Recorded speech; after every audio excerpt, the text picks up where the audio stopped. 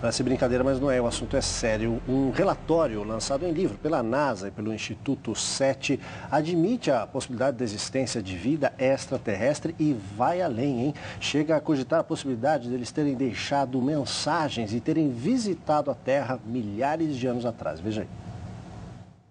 Pinturas rupestres encontradas em escavações arqueológicas podem ter sido uma forma de comunicação entre extraterrestres e ancestrais humanos. A afirmação está no livro Arqueologia, Antropologia e Comunicação Interestelar, organizado por pesquisadores da NASA e do Instituto SETI, especializado na busca por vida inteligente fora da Terra.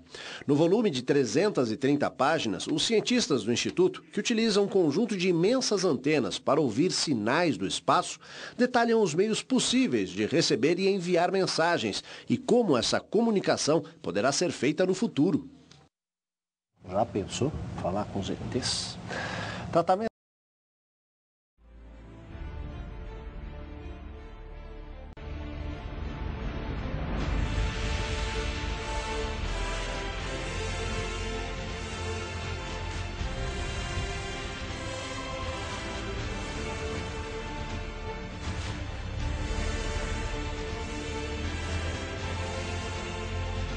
Muitos já ouviram falar do fóssil Darwinius maxillae, conhecido como Ida, um fóssil datado de 47 milhões de anos. A revista Scientific American, edição de agosto de 2009, mencionou exatamente que esse fóssil nunca fez parte da ancestralidade humana, mas foi amplamente divulgado pela mídia, caro amigo, como sendo um dos elos intermediários. Diz assim a Scientific American.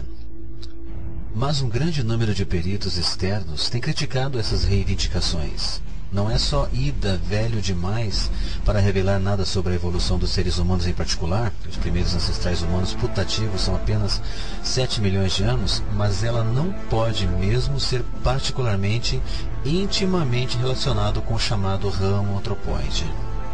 Eu sempre costumo falar que, pela falta dos elos perdidos e desesperados pela falta de evidências, os pais do evolucionismo tiveram brilhantes ideias, inventaram evidências. Vamos refrescar a memória? Homem de Piltdown. Reconstituição do elo perdido. Olha só, fraude vergonhosa de uma ciência falsa que, como hoje, é manipulada por inescrupulosos evolucionistas. De modo arrogante, eles povoam as faculdades e universidades arrebanhando milhares de adeptos que pensam que a seita evolucionista é um fato comprovável. Olha então a vista frontal do crânio do homem de Piltdown. Note você, caro amigo, que a parte branca é reconstituição artística. Olha só, né? Os ossos, que é a cor escura, foram fraudados. Olha só que interessante esta foto, né? Note aí a vista lateral a 45 graus da face direita do crânio do homem de Piltdown. Note, caro amigo, que neste lado, o lado direito do crânio, foi no qual então a mandíbula foi encaixada. Olha só. Bem, então para resumir, em 1912, uma gangue de fraudulentos, querendo ganhar então notoriedade e explorando a crendice de uma sociedade apóstata, queria acreditar na evolução de qualquer jeito, inventou um homem macaco chamado Piltdown. Os mentirosos juntaram um pedaço de crânio humano, datado posteriormente como tendo apenas 650 anos, com a mandíbula de um macaco. Os dentes foram fixados e tudo tratado com substâncias químicas para parecer então objeto fossilizado. Depois de 40 anos expostos no Museu Britânico e 90 teses de doutorado dos eruditos ateus, a fraude veio à tona. Que vergonha, que escândalo e que palhaçada, né? É só dar tempo suficiente que todas as falsas evidências da evolução se desmancham como pó. Os cientistas não são sempre lúcidos e imparciais. A prova disso está na foto que você está vendo, né? Uma verdadeira gangue sem compromisso com a verdade, forjando a prova de um elo perdido, que é o homem de Piltdown, que foi aceito sem exame por uma sociedade apóstata, né, que queria, como hoje, aceitar uma filosofia contra a criação de Deus. Bem, da esquerda para a direita nesta foto nós temos lá na parte de trás Barlow, Elliott Smith, Dawson e Woodward. Desculpe o inglês, pessoal, se eu estiver lendo errado aí, vocês podem procurar no Google depois esse nome certinho. Na frente, nós temos também da esquerda para a direita Underwood, Arthur Kate, Pycraft e Lancaster. Deve ser assim que se lê.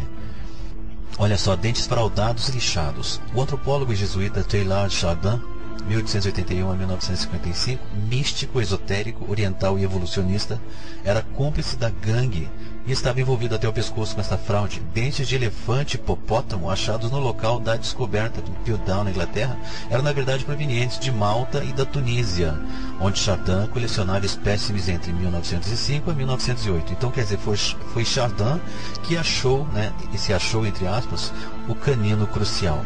Porém, graças a Kenneth Oakley, depois de minucioso exame, descobriram que o crânio era de um homem moderno, né, enquanto a mandíbula era de um símio. Tudo preparado com bicarbonato de potássio, cara amigo, e sal de ferro para lhes dar assim um aspecto de objetos fossilizados. Sem falar que os dentes da mandíbula do macaco foram serrados para parecerem meio humanos. Quer dizer, dos fragmentos fraudados foi produzida essa escultura que você está vendo, o Homem de Sussex. Deve ser assim que lê.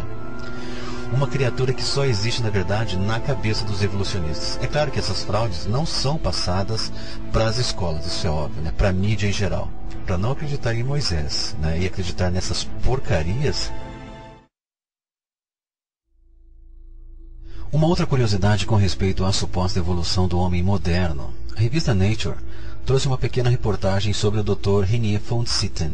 Ele próprio confessou, claro, de livre e espontânea pressão, que ele havia fabricado dados, né, plagiado o trabalho de colaboradores. Por exemplo, o crânio de Paderborn, que é um dos crânios mais famosos relacionados com a existência dos neandertais no norte europeu, segundo ele, era um crânio de 27.400 anos. Quer dizer, foi redatado pelo pessoal da Universidade de Oxford. Tanto que quando eles cortaram o crânio para fazer a datação, o crânio cheirava mal. Quer dizer, um crânio de 27.000 anos cheirando mal.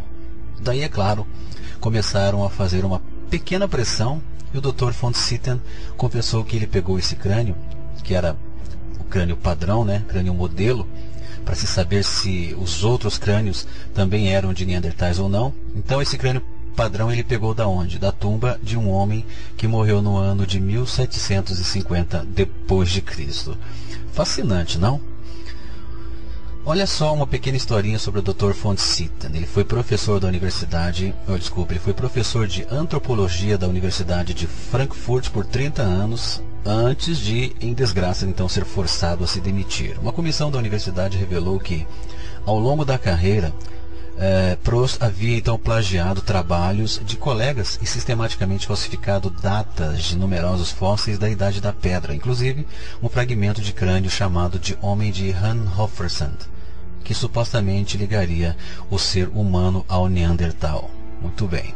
Vários fósseis foram enviados a Oxford em 2001 para testes de datas, e foi então que o desastre da datação foi descoberto. Prost havia datado um esqueleto do sexo feminino como sendo um Neandertal que havia morrido perto da cidade de Speyer, no sudoeste da Alemanha, em cerca de 19.300 anos antes de Cristo.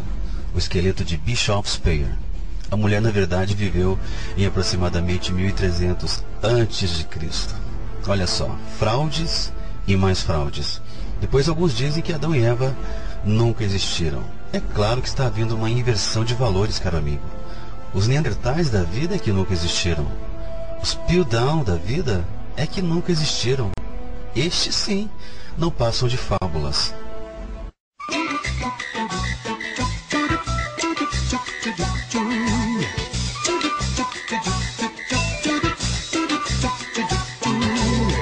Marmelada de banana, bananada de goiaba, goiabada de marmelo. Sítio do Pica-Pau Amarelo. Um hominídeo seria um macaco com aspectos de homem, o qual não existe. Então, não haveria razão para incluir os hominídeos dentro do processo da criação de Deus.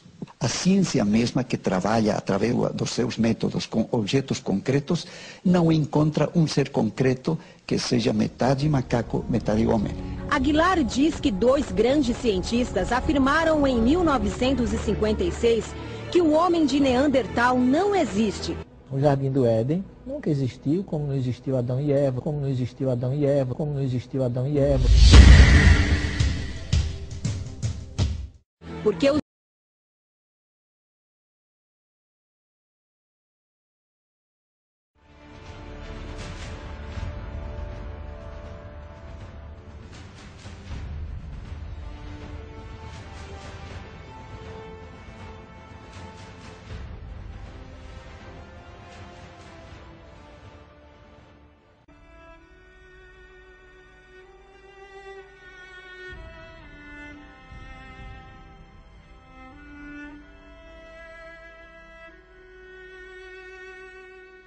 Parece brincadeira, mas não é. O assunto é sério. Um relatório lançado em livro pela NASA e pelo Instituto SETI admite a possibilidade de...